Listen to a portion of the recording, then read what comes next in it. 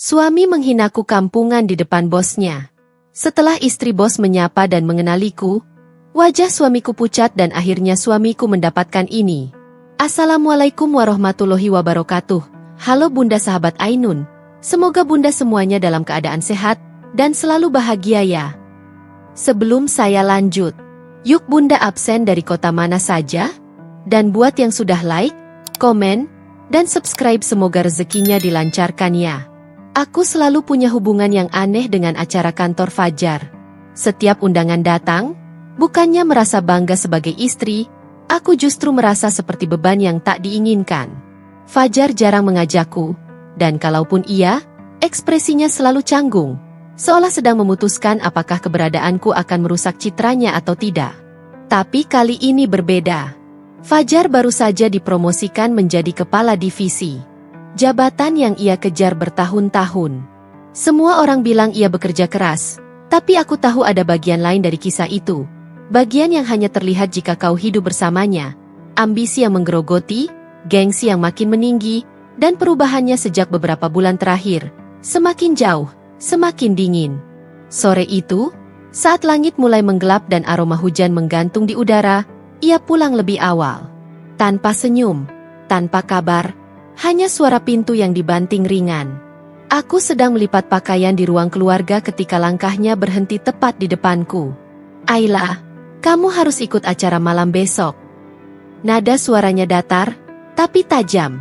Seperti perintah, bukan ajakan. Aku mengangkat wajah. Acara apa? Pelantikan jabatan baruku. Ia menyilangkan tangan di dada. Wajib bawa pasangan. Jadi kamu harus ikut. Dan tolong, berpakaian yang benar. Tatapannya turun menyapu kaos lusuh dan celana rumahan yang kupakai. Jangan bikin aku malu. Aku terdiam. Selalu begitu. Selalu ada nada meremehkan dalam setiap kalimatnya. Baik, jawabku pelan. Suaraku hampir tenggelam oleh suara hujan pertama yang mulai mengetuk genting. Fajar berdeham, seolah ingin memastikan aku mengerti betul. Aku serius. Ayla, semua orang penting akan ada di sana. Bos besar, kolega dari cabang pusat, termasuk istrinya. Jangan tampil seperti. Dia berhenti sebelum kalimat itu selesai. Tapi aku tahu tepat apa yang ia tahan. Seperti kampungan. Seperti yang pernah ia bisikan setelah sebuah acara keluarga, ketika ia mengira aku tertidur di mobil. Aku memaksakan senyum kecil. Aku akan berpenampilan rapi. Dia tidak menjawab. Hanya melangkah pergi ke kamar, meninggalkanku dengan hati yang berat. Malam itu, aku berdiri lama di depan lemari. Bajuku tidak banyak, sebagian besar sederhana. Aku bukan perempuan yang gemar berdandan atau mengoleksi gaun mahal. Hidupku lebih banyak kuhabiskan di rumah, memastikan semuanya berjalan baik saat Fajar pulang dalam keadaan lelah atau, yang lebih sering, dalam keadaan marah tanpa alasan. Tanganku menyentuh sebuah gaun biru tua, hadiah dari sahabatku 2 tahun lalu yang bahkan belum pernah kupakai. Sederhana, anggun, tidak mencolok. Mungkin, cukup layak untuk acara itu. Tapi entah kenapa, dadaku terasa sesak saat memandangnya. Ada sesuatu tentang acara esok hari yang membuat kulitku merinding. Seperti firasat buruk. Seperti akan ada sesuatu yang pecah. Sesuatu yang selama ini hanya kupendam dan kutolak untuk percaya. Aku menutup lemari, menahan napas panjang. Tenang saja, Ayla. Semua akan baik-baik saja. Bisikku pada diri sendiri. Tapi jauh di dalam hati, aku tahu itu bohong. Karena malam itu, untuk pertama kalinya dalam hidupku, aku merasa ditarik oleh sesuatu yang tak terlihat. Seperti langkahku menuju jurang yang sudah menunggu sejak lama. Dan esok hari, jurang itu akan menunjukkan wajahnya. Bagian atas formulir. Bagian bawah formulir. Pagi itu, rumah terasa sunyi. Fajar sibuk dengan telepon genggamnya sejak bangun tidur. Ada nada bersemangat dalam suaranya saat berbicara dengan rekan kantornya. Sesuatu yang tidak pernah ia tunjukkan padaku. Sesekali ia tertawa kecil. Sesuatu yang akhir-akhir ini sangat jarang kudengar. Tapi begitu matanya bertemu denganku, Ekspresi itu segera pudar. Aku mencoba fokus pada apa yang bisa kuatur. Penampilan. Sesuatu yang, menurutnya, selalu salah. Gaun biru tua itu kusetrika perlahan. Kainnya jatuh lembut. Potongannya sederhana namun tetap anggun. Aku melihat pantulan diriku di cermin.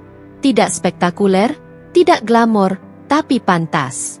Setidaknya menurutku. Saat Fajar keluar dari kamar sambil merapikan dasinya, aku memberanikan diri untuk berdiri dan memperlihatkan gaun yang kupilih. Yang ini, kataku pelan, menurutmu, sudah cocok?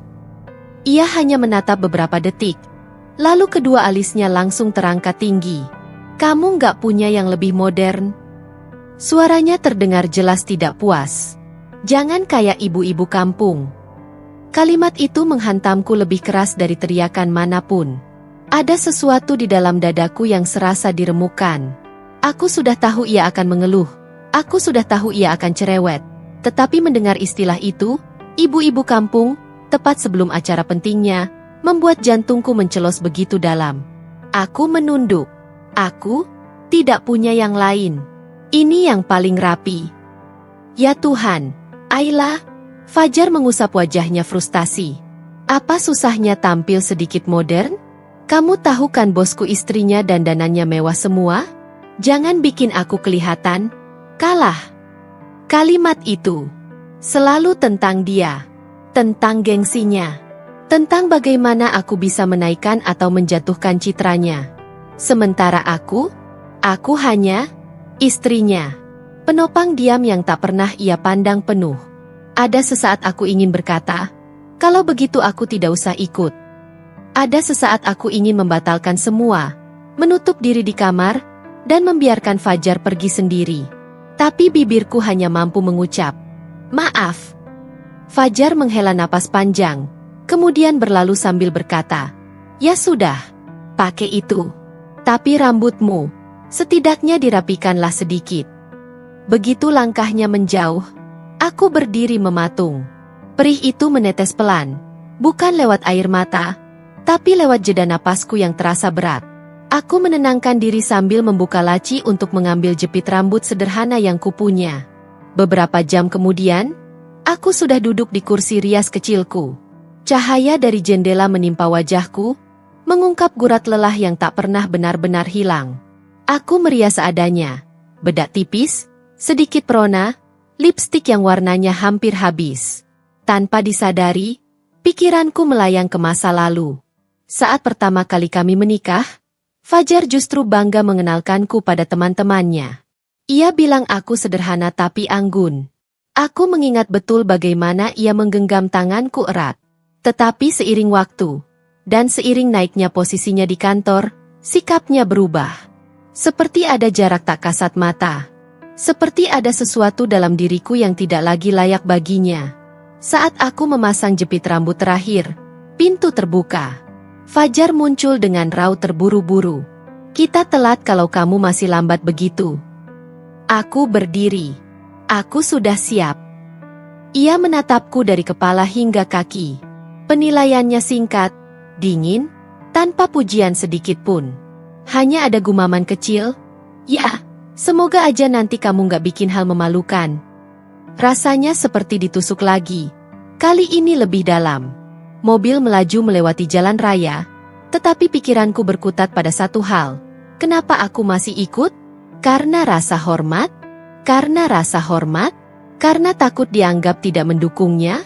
Atau karena aku masih mencoba menjadi istri yang ia harapkan, meski aku sendiri tidak tahu apakah harapannya itu masih untukku, atau hanya untuk citra yang ingin ia bangun? Sialnya, aku tetap memilih ikut. Tetap berada di sisinya. Bukan karena aku lemah. Tidak. Tapi karena aku masih mencoba memahami pria yang dulu memperjuangkanku. Meski kini rasanya seperti aku menjadi seseorang yang ia sembunyikan. Saat mobil memasuki area hotel tempat acara berlangsung, firasat buruk itu kembali datang. Lebih kuat. Seperti tangan tak terlihat yang meremas dadaku. Dan tanpa kusadari, sesuatu dalam diriku berbisik pelan. Ayla, malam ini hidupmu akan berubah. Ballroom hotel tempat acara itu berlangsung tampak seperti dunia lain. Dunia yang seolah sengaja dibuat untuk menunjukkan siapa yang paling berkilau, siapa yang paling berkuasa, dan siapa yang paling pantas berdiri di puncak piramida sosial kantor Fajar. Lampu-lampu kristal menggantung anggun dari langit-langit tinggi, memantulkan cahaya keemasan yang membuat ruangan terasa seperti istana kaca. Suara musik lembut mengalun dari sudut ruangan, berpadu dengan aroma parfum mahal yang membuat udara terasa pekat namun elegan. Aku berdiri di ambang pintu sejenak, mencoba menyesuaikan diri dengan suasana. Gaunku yang sederhana membuatku tampak berbeda di antara para wanita lain yang memakai gaun desainer penuh payet, sepatu hak tinggi yang terdengar klik-klik angku setiap mereka melangkah. Satu hal yang langsung kusadari, di sini, berlian hanyalah aksesoris, bukan pencapaian. Dan aku, hanyalah kecil di antara mereka. Beberapa istri karyawan yang pernah kutemui di acara-acara sebelumnya menyapaku dengan ramah. "Ayla, cantik sekali malam ini," ujar salah satu dari mereka, Dina, istri staf bagian keuangan. Ia memelukku hangat, dan aku membalasnya dengan senyum tulus. "Kamu juga terlihat menawan," balasku. "Selamat ya buat Fajar. Pantas sih dia dipromosikan. Kerjanya memang bagus. Kamu pasti bangga." Aku mengangguk pelan. "Iya, tentu." Entah mengapa, kata bangga terasa getir di lidahku. Aku ingin bangga, aku pernah bangga, tapi entah sejak kapan perasaan itu berubah menjadi kekosongan. Beberapa istri lain ikut menyapa. Mereka berbagi cerita ringan tentang anak-anak, pekerjaan sambilan, rencana liburan keluarga. Aku mendengarkan, sesekali tertawa, mencoba untuk hadir sepenuhnya dalam percakapan. Namun setiap beberapa menit, mataku menangkap gerakan yang sama. Fajar berdiri di sisi ruangan bersama rekan-rekannya, tetapi tatapannya jelas-jelas diarahkan padaku. Mengawasi, menilai, menunggu, entah apa. Seolah aku ini bom waktu yang bisa meledak mempermalukannya kapan saja. Aku memalingkan wajah setiap kali mata kami bertemu. Ada rasa sesak yang tak bisa kujelaskan. Rasa yang muncul bukan karena takut dihakimi orang lain, melainkan karena dinilai oleh suamiku sendiri. Rekan-rekan Fajar sesekali menatapku juga. Ada yang tersenyum sopan, ada yang mengangguk kecil. Namun ada pula yang memandang dari kepala hingga kaki seolah menilai apakah aku layak berada di ruangan itu. Salah satu pria yang tampak paling senior, mungkin direktur cabang, berbicara pada Fajar sambil melirikku. Fajar tersenyum kaku dan menoleh ke arahku sebentar. Aku tidak tahu apa yang mereka bicarakan, tapi tatapan itu cukup membuatku kembali merasa asing. Sangat asing. Aku melangkah ke meja minuman, mencoba mengambil segelas air untuk menenangkan diri. Jari-jariku gemetar sedikit ketika menyentuh gelas. Entah karena dingin ruangan, atau karena perasaan tidak nyaman yang sejak awal tak mau hilang. Pertama kali ikut acara kantor setelah pandemi, ya? Suara lembut seorang wanita terdengar di belakangku. Aku menoleh. Seorang wanita paruh baya dengan rambut disanggul rapi tersenyum ramah. Gaunnya elegan tapi tidak berlebihan. Ada wibawa hangat darinya. Berbeda dengan sebagian besar istri pejabat yang tampak sibuk mengukur satu sama lain. "Iya, Bu. Sudah lama sekali," jawabku. "Kamu istri Fajar, kan?" "Saya Bularas, istri Pak Jayan." Aku mengangguk sopan. "Senang bertemu dengan Ibu." "Gaunmu bagus sekali," ujarnya tulus. Aku hampir tidak percaya dengan pujian itu. Mungkin karena gaun ini terlalu sederhana dibandingkan punya yang lain. "Terima kasih, Bu. Kamu terlihat seperti seseorang yang tidak suka keramaian," katanya lagi. Aku tersenyum tipis. "Iya, mungkin. Kamu tahu, dunia seperti ini tidak pernah benar-benar ramah untuk orang yang tulus," katanya pelan, hampir seperti bisikan. "Tapi orang tulus selalu lebih kuat daripada yang terlihat." Aku tertegun. Bagaimana seseorang yang bahkan baru mengenalku bisa berkata seperti itu? "Ayla." Suara Fajar memotong percakapan kami. Tidak sabar. Seolah ia memanggil anak kecil yang sedang menyentuh barang berharga di toko. Aku menoleh. Ia sudah berdiri beberapa langkah di belakangku. Sorot matanya jelas menunjukkan ketidaksenangan. Bu Laras menepuk lenganku ringan sebelum pergi. Selamat menikmati acara. Ya? Aku mengangguk. Mencoba tetap tersenyum walau dadaku terasa semakin berat. Fajar mendekat. Lalu berbicara dengan suara rendah tapi penuh teguran. Kamu ngapain ngobrol lama-lama? Jangan bikin aku kelihatan gak fokus sama atasan. Aku terdiam, menahan kata-kata yang ingin sekali keluar. Di ruangan penuh wajah baru itu, aku menyadari satu hal besar. Bukan pesta yang membuatku tidak nyaman. Bukan ruangan penuh berlian itu. Bukan tatapan para pejabat, tapi suamiku sendiri. Dan untuk pertama kalinya malam itu, aku mulai mempertanyakan.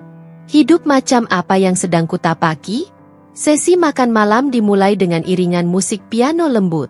Para tamu mulai bergerak menuju meja masing-masing, sebagian besar dengan santai, sebagian bahkan sambil tertawa kecil setelah menikmati sesi sambutan di panggung.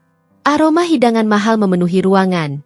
Truffle, beef Wellington, sup asparagus, semua tersaji dalam piring yang ditata indah. Aku mengikuti arus tamu, mencoba mencari tempat duduk yang tepat. Di meja depan, meja yang tampak paling penting karena berada dekat panggung, aku melihat beberapa kursi sudah diberi kartu nama, menandakan posisi dan orang-orang yang menempatinya. Namun, ada satu kursi tanpa nama. Kursi yang dibiarkan kosong, tanpa tanda apapun. Kupikir itu memang disediakan untuk pasangan, atau untuk tamu pendamping dari salah satu pejabat. Aku memandang sekeliling sejenak. Tidak ada yang mengarah ke kursi itu. Tidak ada yang terlihat keberatan. Jadi aku menarik napas, mencoba percaya diri, lalu duduk dengan pelan. Lututku sedikit gemetar, tetapi aku berusaha tetap tenang. Kupikir, tidak apa-apa. Kupikir, aku tidak sedang mengambil tempat siapapun. Aku lalu menatap panggung di depan, menunggu acara berikutnya dimulai. Detik berlalu dengan damai. Namun kedamaian itu runtuh secepat kilat. Ayla! Suara itu bagaikan cambuk yang meledak di udara. Tajam, marah, memalukan. Suara yang langsung membuatku menoleh. Ia berjalan cepat menghampiriku. Wajahnya merah padam, bukan karena bangga atau gugup, melainkan panik bercampur amarah. Matanya membelalak, seolah melihat sebuah bencana besar. Dia berhenti tepat di depanku. Kamu ngapain duduk di sini? Bentakan itu begitu keras hingga beberapa gelas di meja lain terdengar bergetar halus. Kupikir itu memang disediakan untuk pasangan, atau untuk tamu pendamping dari salah satu pejabat. Aku memandang sekeliling sejenak. Tidak ada yang mengarah ke kursi itu. Tidak ada yang terlihat keberatan. Jadi aku menarik napas, mencoba percaya diri, lalu duduk dengan pelan. Lututku sedikit gemetar, tetapi aku berusaha tetap tenang. Kupikir, tidak apa-apa. Kupikir, aku tidak sedang mengambil tempat siapapun. Aku lalu menatap panggung di depan, menunggu acara berikutnya dimulai. Detik berlalu dengan damai. Namun kedamaian itu runtuh secepat kilat. Ayla! Suara itu bagaikan cambuk yang meledak di udara. Tajam, marah, memalukan. Suara yang langsung membuatku menoleh. Ia berjalan cepat menghampiriku. Wajahnya merah padam, bukan karena bangga atau gugup, melainkan panik bercampur amarah.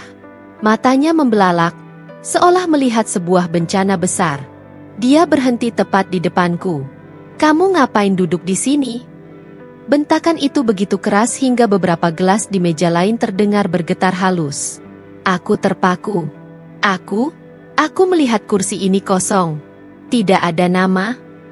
Ini kursinya Pak Herman. Suara Fajar naik satu oktav. Direktur utama. Bos besar. Ayla, Tuhan, kamu ini gimana sih? Suasana ruangan langsung berubah. Musik piano yang tadinya mengalun tiba-tiba terhenti, seperti pemainnya pun terkejut. Beberapa kepala menoleh bersamaan, seluruh percakapan kecil di meja-meja lain berhenti. Aku merasakan tatapan ratusan pasang mata menusuk punggungku.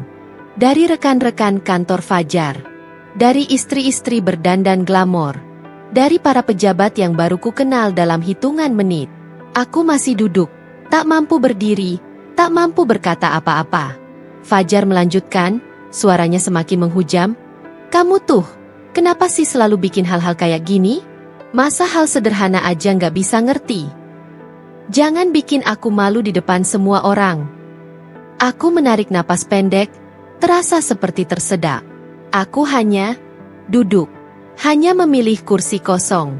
Sesuatu yang tidak sepatutnya menjadi masalah sebesar ini. Tetapi bagi Fajar, kesalahan kecil itu cukup untuk menghancurkan harga diriku di depan orang banyak. Ada masalah, Jar? Suara berat terdengar dari belakang. Fajar langsung menegang. Aku menoleh perlahan, dan di sana, berdiri pria berkacamata dengan wajah serius dan langkah tegap, Pak Herman sendiri. Direktur utama. Pemilik kursi yang tanpa sengaja kududuki. Maaf, Pak, kata Fajar kaku, menelan paniknya. Istri saya, salah duduk.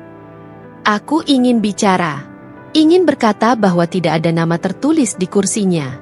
Ingin menjelaskan bahwa aku benar-benar tidak tahu. Tapi bibirku beku. Suaraku terkunci. Luka di hatiku terasa lebih menyakitkan daripada rasa malu yang menusuk kulitku.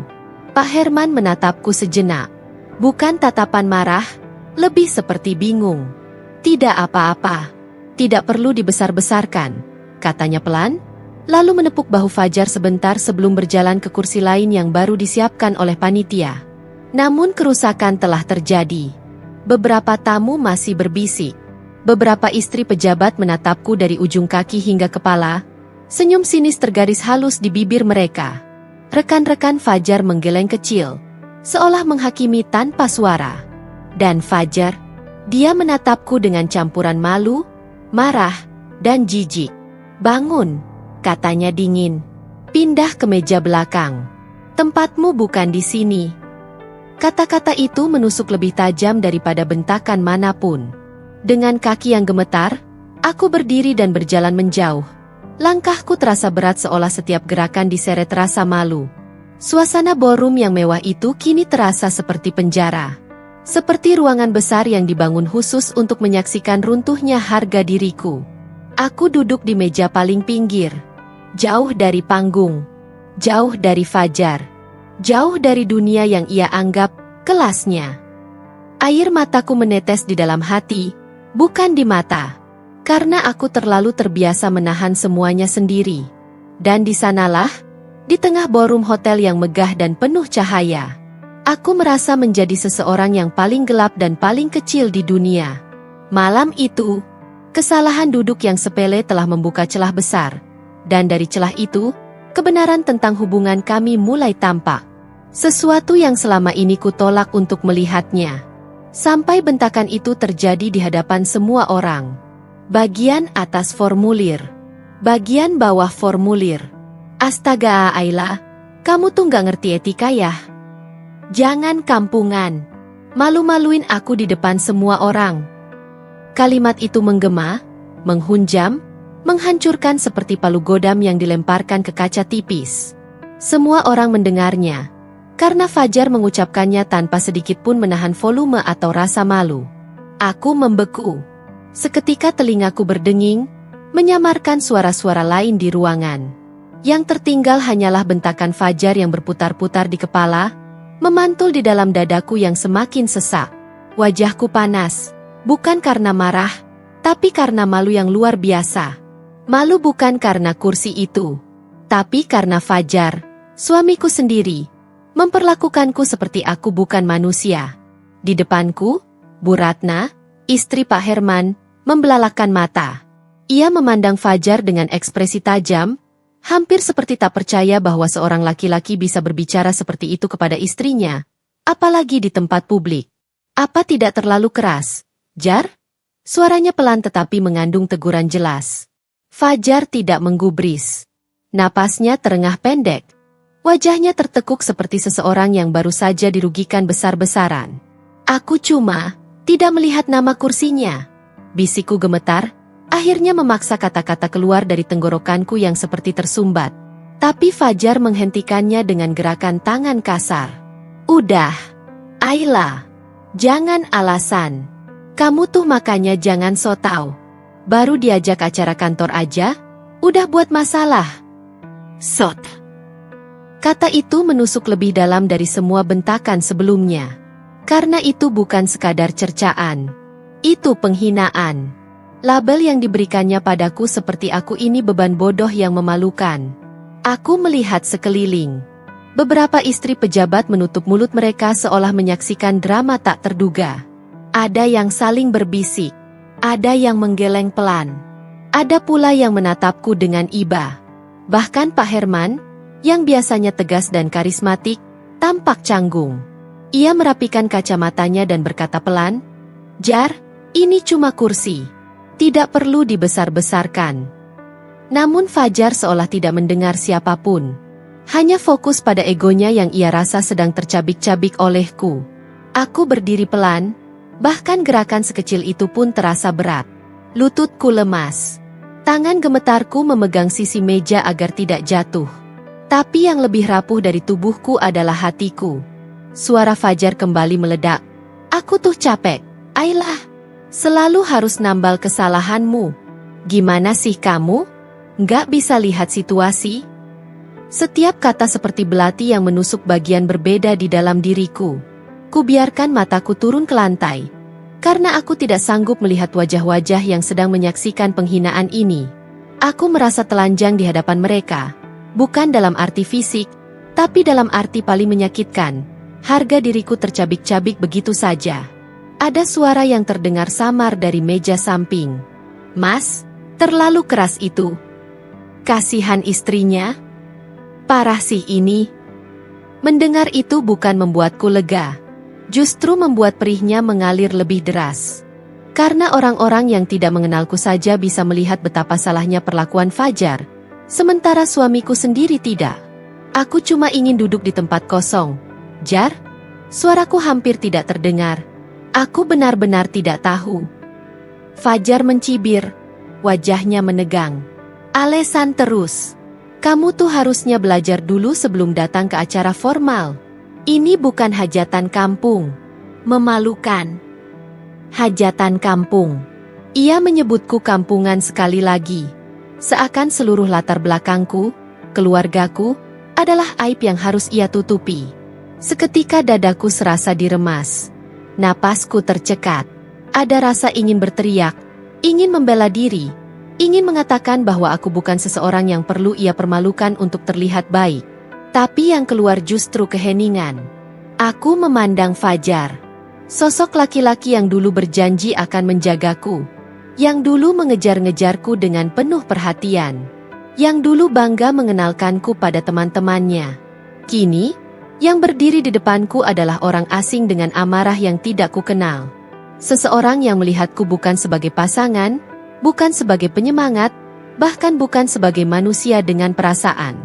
Di tengah hiruk-pikuk ballroom yang tiba-tiba menjadi saksi bisu kehancuran martabatku, satu hal perlahan ku tahu.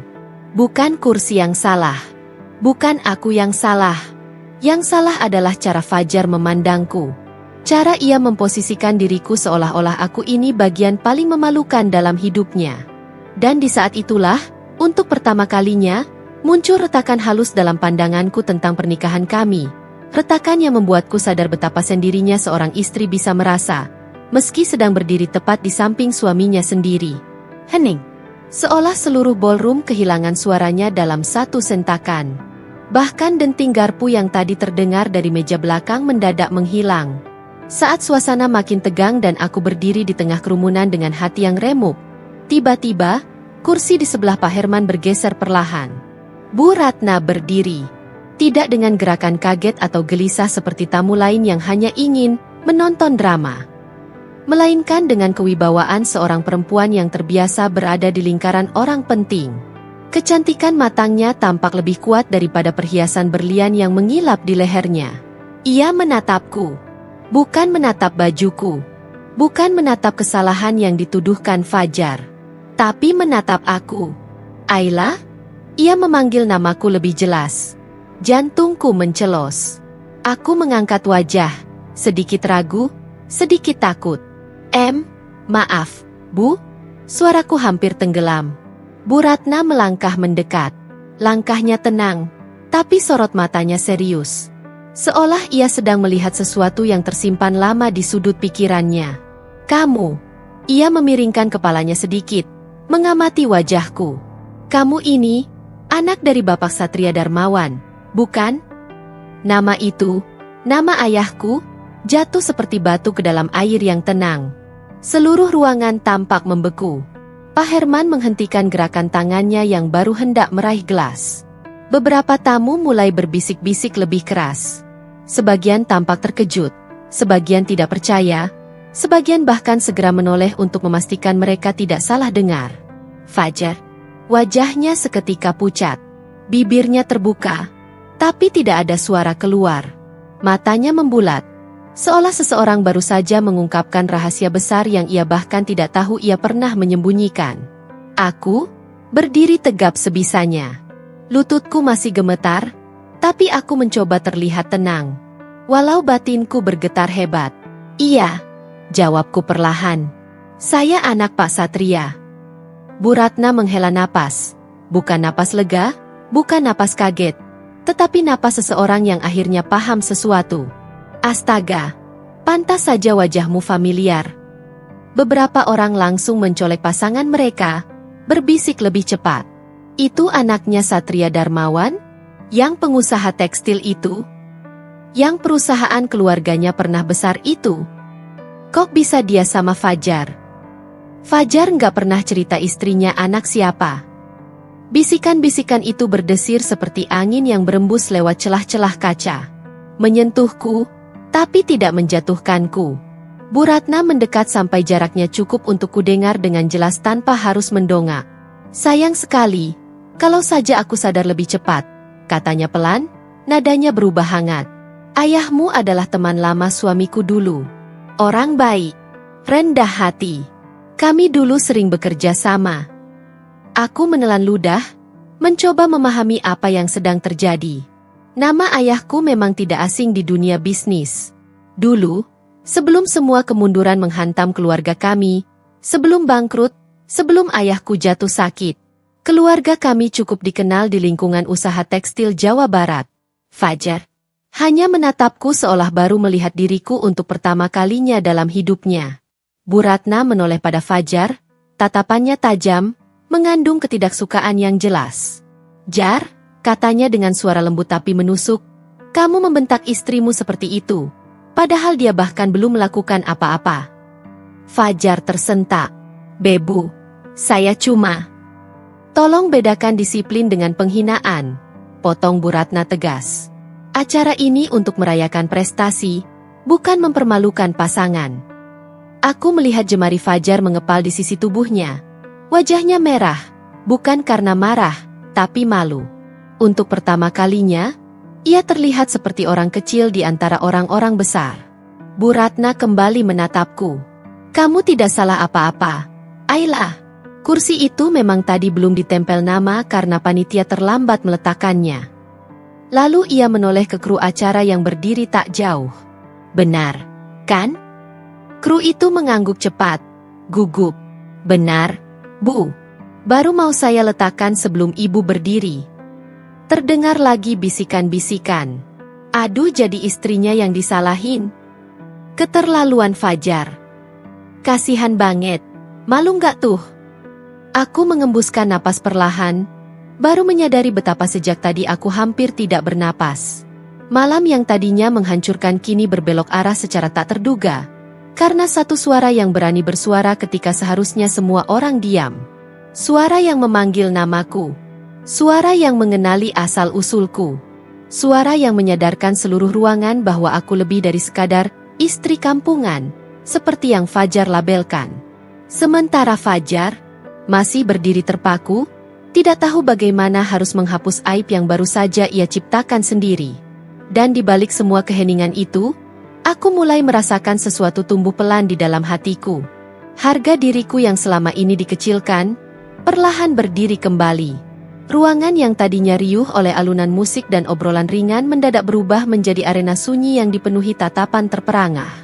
Heningnya bukan sekadar hening biasa, melainkan hening yang menggantung, berat, dan penuh kejutan yang belum sepenuhnya dipahami semua orang. Bu Ratna menatapku dengan ekspresi campuran antara keterkejutan dan kepastian. Seolah potongan teka-teki yang hilang selama ini baru saja ia temukan tepat di hadapannya. Pak Satria Darmawan bukan hanya investor utama, ucap Bu Ratna dengan suara yang tenang namun tegas. Beliau adalah orang yang menandatangani kontrak pertama perusahaan ini berdiri. Tanpa beliau, perusahaan ini tidak akan pernah berkembang sebesar ini. Kalimat itu membuat beberapa tamu spontan saling berbisik.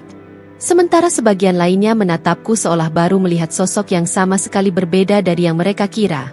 Pak Herman, bos besar yang selama ini dikenal dingin, tegas, dan hampir tidak pernah tersenyum, tiba-tiba berdiri. Ia menatapku dengan raut hormat yang sungguh tidak kulihat datang. Bu Ayla, saya mohon maaf atas kejadian ini, katanya sambil mengulurkan tangan dengan sangat hati-hati.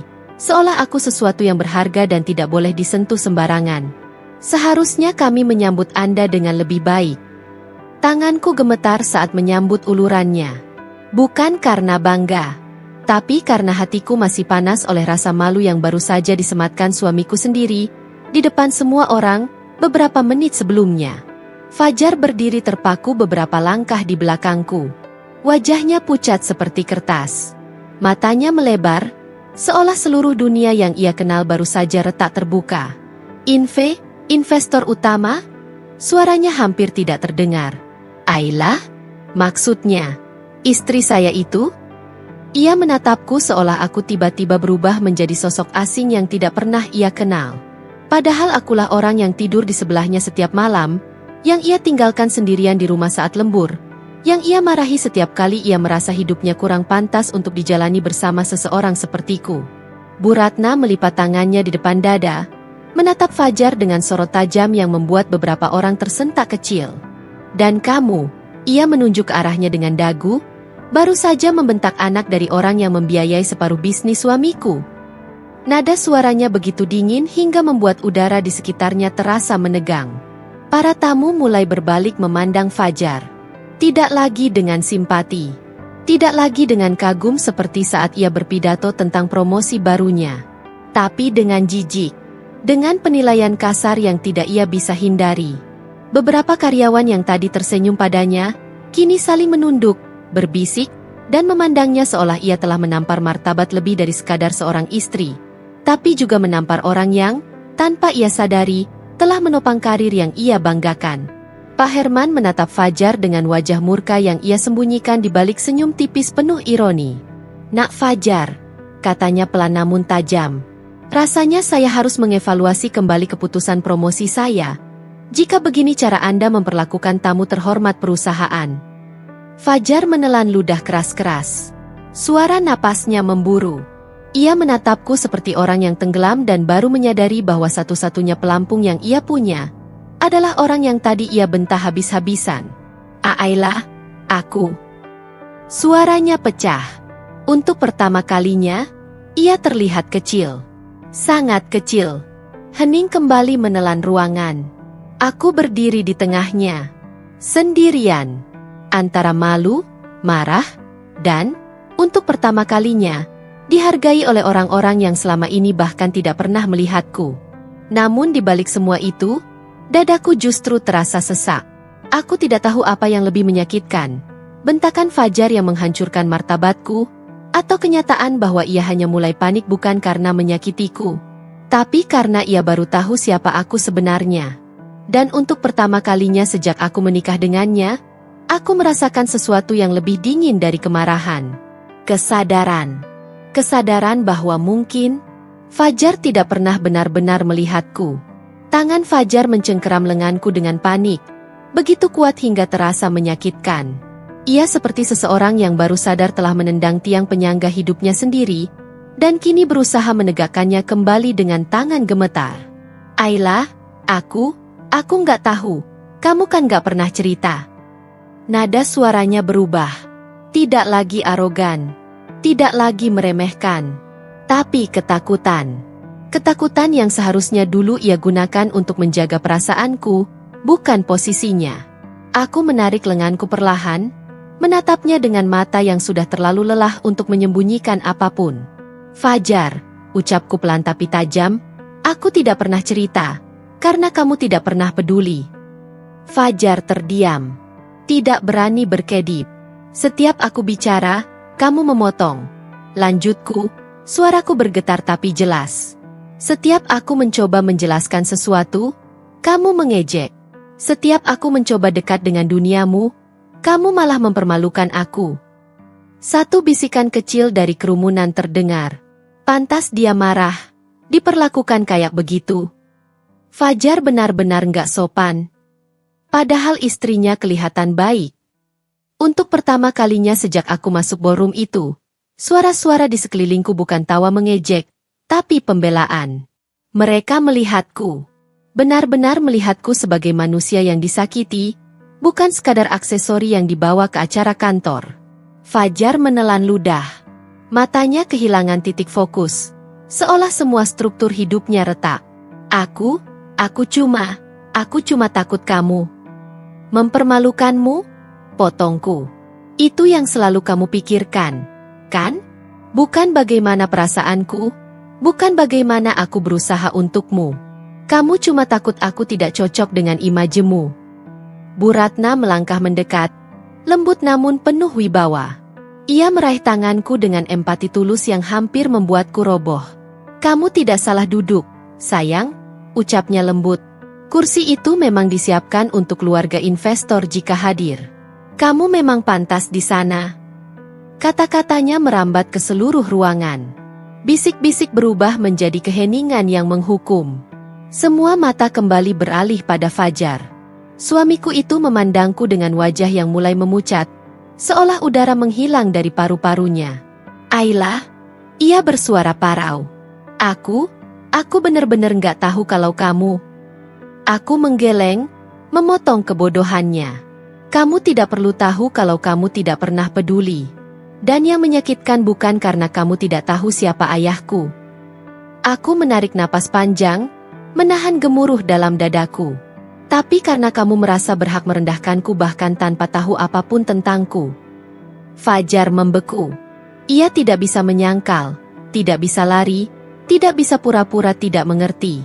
Karena semua orang di ruangan itu adalah saksi hidup bagaimana ia mempermalukanku di depan umum.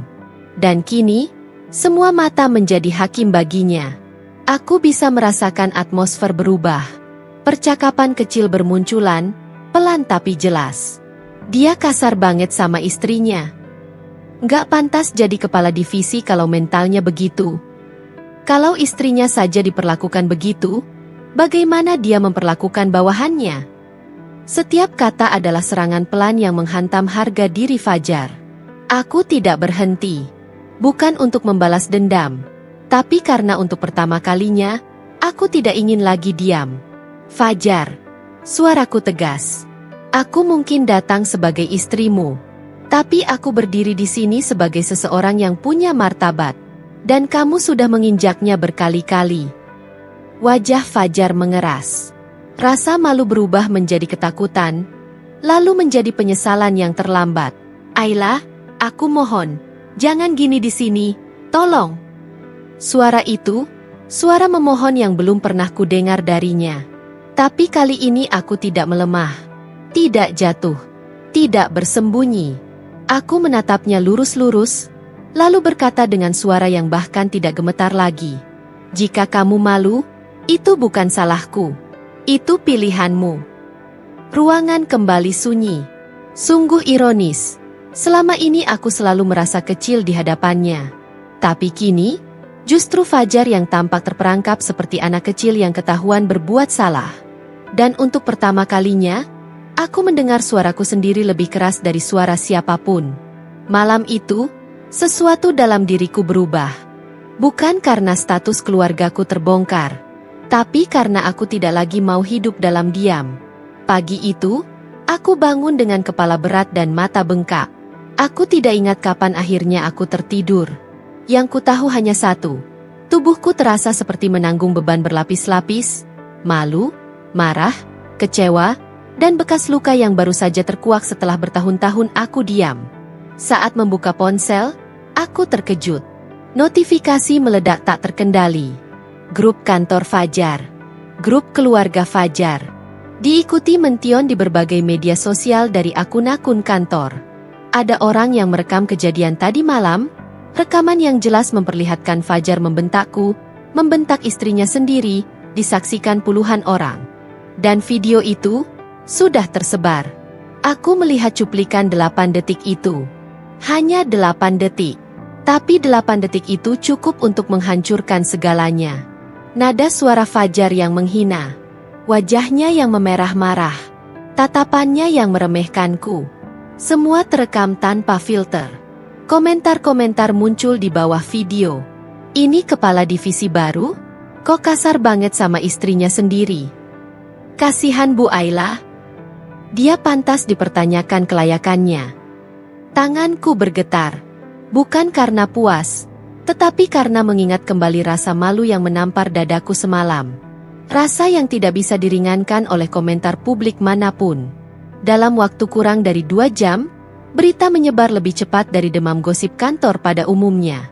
HR mengirim pesan pribadi. Bu Ayla, kami sangat menyesalkan kejadian tadi malam. Kami ingin memastikan Anda baik-baik saja. Disusul oleh, kami memohon maaf atas ketidaknyamanan yang Anda alami di acara perusahaan. Kemudian pesan dari Direktur Operasional. Kami tidak tahu Anda adalah putri dari Pak Satria. Kami merasa bersalah atas perlakuan yang diterima. Dan yang paling mengejutkan, pesan dari Pak Herman sendiri.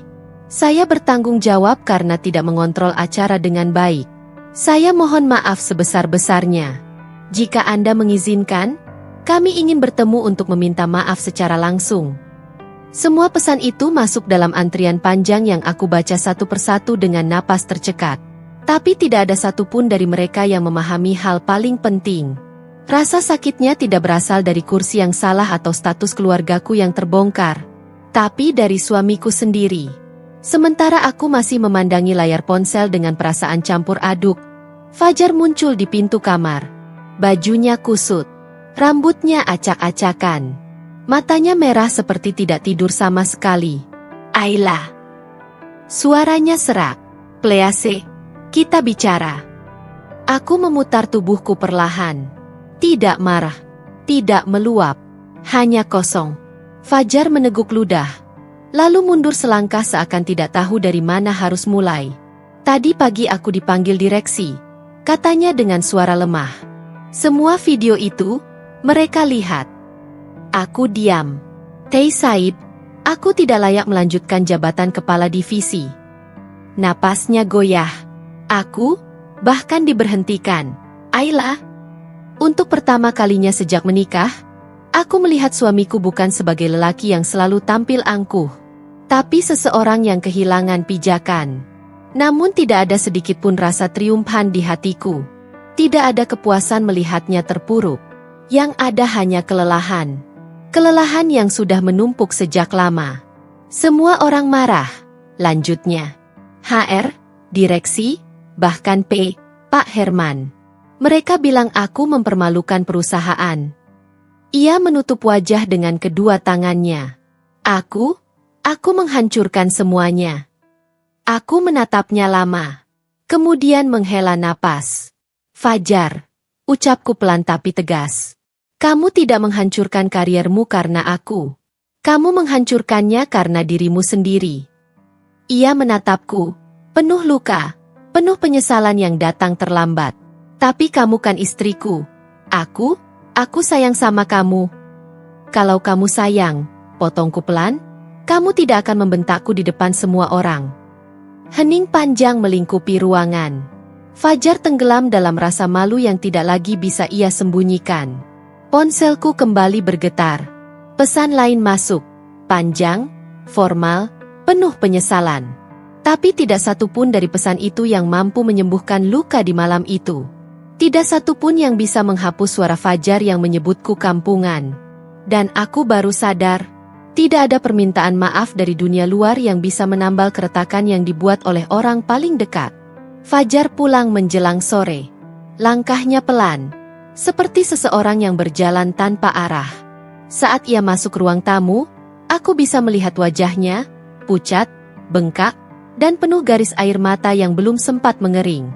Ia berdiri di ambang pintu, memegang kusen seolah tubuhnya terlalu lemah untuk menopang diri sendiri. Ayla, suaranya pecah. Begitu pecah, begitu berbeda dari lelaki yang kemarin membentakku di depan puluhan orang.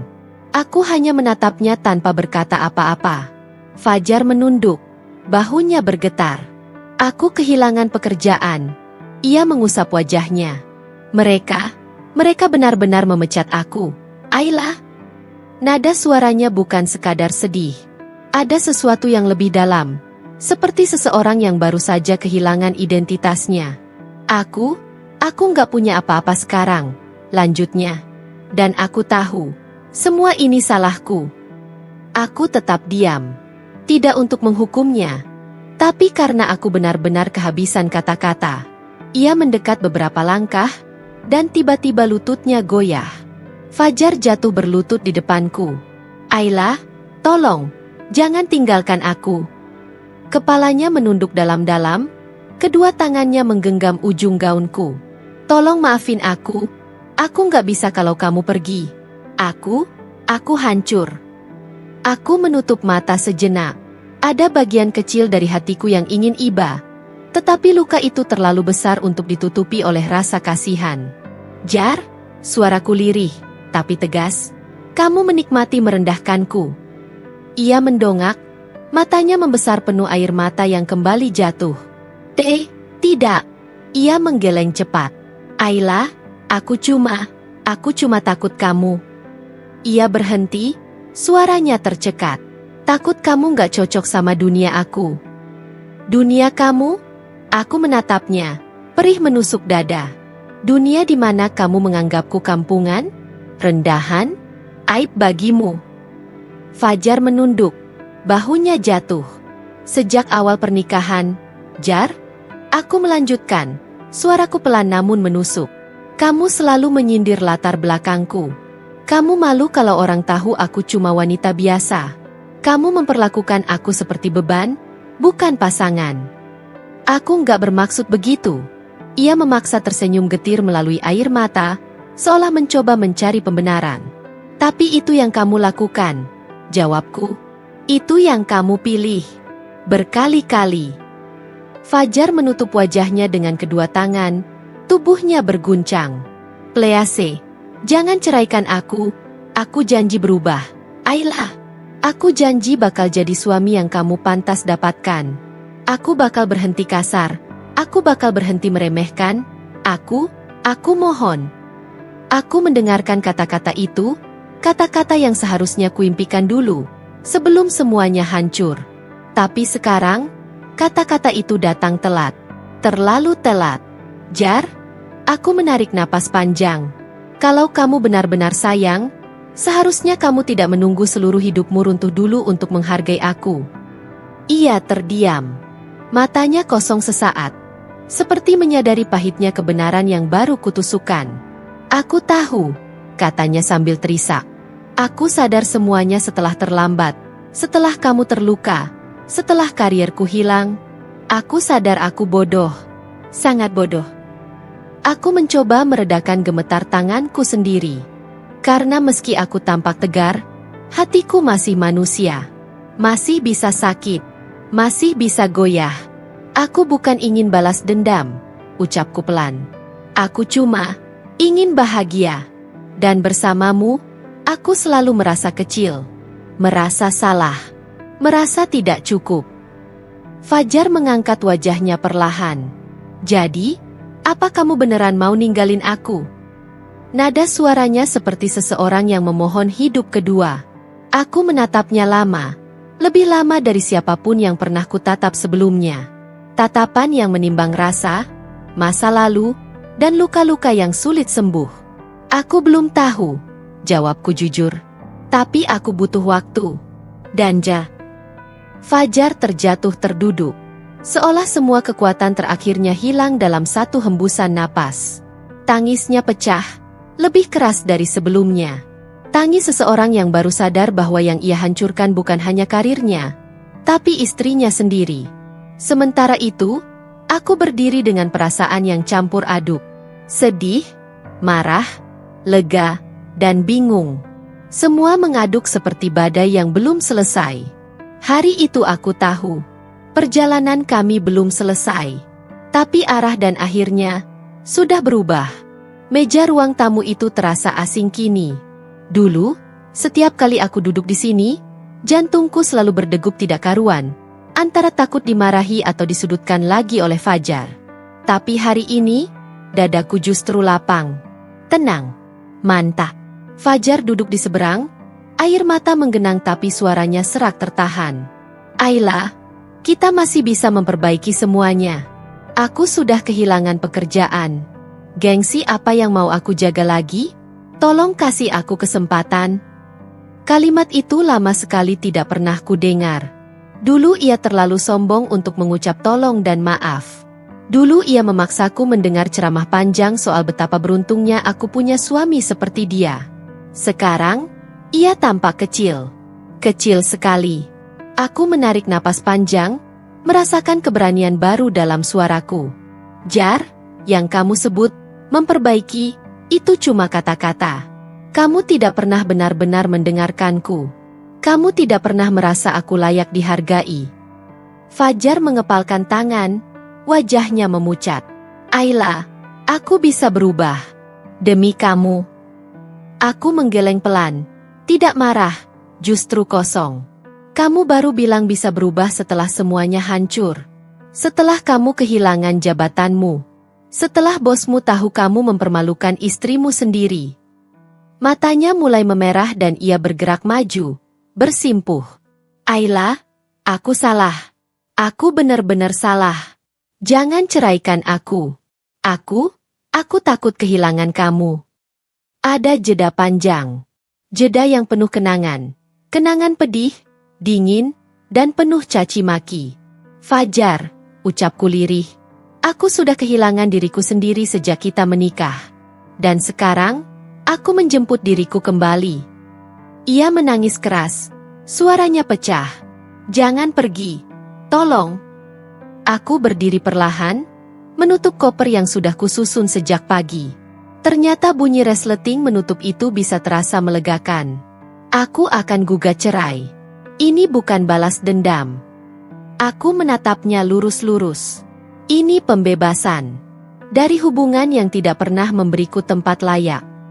Fajar memeluk kakiku, memohon, tapi kali ini aku tidak lagi bergetar. Tidak lagi merasa bersalah. Aku menarik kakiku, mengambil napas dalam-dalam, lalu melangkah keluar. Bukan dengan kemenangan. Bukan juga dengan dendam.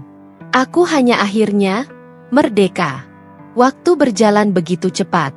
Beberapa bulan setelah perceraian itu, hidupku seperti lembaran baru yang akhirnya bisa kutulis sendiri.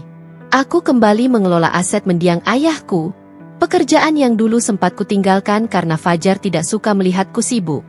Perempuan itu urus rumah saja, katanya dulu. Sekarang, aku justru berdiri di ruang kantor milikku sendiri, memimpin rapat, dan mengambil keputusan besar tanpa suara merendahkan dari siapapun. Hari-hariku penuh dengan pekerjaan yang menantang, orang-orang profesional yang menghormatiku, dan lingkungan yang memberi ruang bagi pendapatku. Kadang, Bu Ratna, istri bos Fajar, menghubungiku. Sekedar menanyakan kabar atau mendoakan agar hidupku lebih bahagia. Suatu sore, kami bertemu di sebuah kafe kecil. Bagaimana kabarmu, Ayla? Senyumnya lembut. Tidak lagi dipenuhi rasa iba seperti hari pertama kita bertemu dalam kekacauan itu. Baik, Bu. Lebih baik dari yang pernah saya bayangkan. Ia mengangguk, menatapku lama, seakan ingin memastikan aku benar-benar baik. Aku masih merasa bersalah, katanya lirih. Andai saja aku menyadari siapa kamu lebih cepat. Andai aku menghentikan Fajar waktu itu. Ia menahan air mata. Kamu bukan istri kampungan, Ayla. Kamu hanya tidak pernah diperlakukan sebagaimana mestinya. Kalimat itu masuk ke dalam hatiku pelan-pelan. Menyembuhkan. Aku tersenyum. Untuk pertama kalinya bukan karena harus terlihat tegar, tetapi karena aku benar-benar merasa damai. Setelah pertemuan itu, aku berjalan keluar kafe, menatap langit petang yang mulai berwarna jingga. Ada sesuatu yang berbeda dalam langkahku. Aku bukan lagi perempuan yang selalu takut salah duduk. Bukan lagi istri yang dibentak di depan umum. Bukan lagi seseorang yang menahan sakit demi mempertahankan hubungan yang sudah mati. Sekarang aku adalah perempuan yang memilih dirinya sendiri. Yang berdiri di atas kedua kakinya. Yang tahu harga dirinya dan menjaganya. Bebas, tegas, dan tidak pernah serendah apa yang pernah Fajar sebutkan padaku.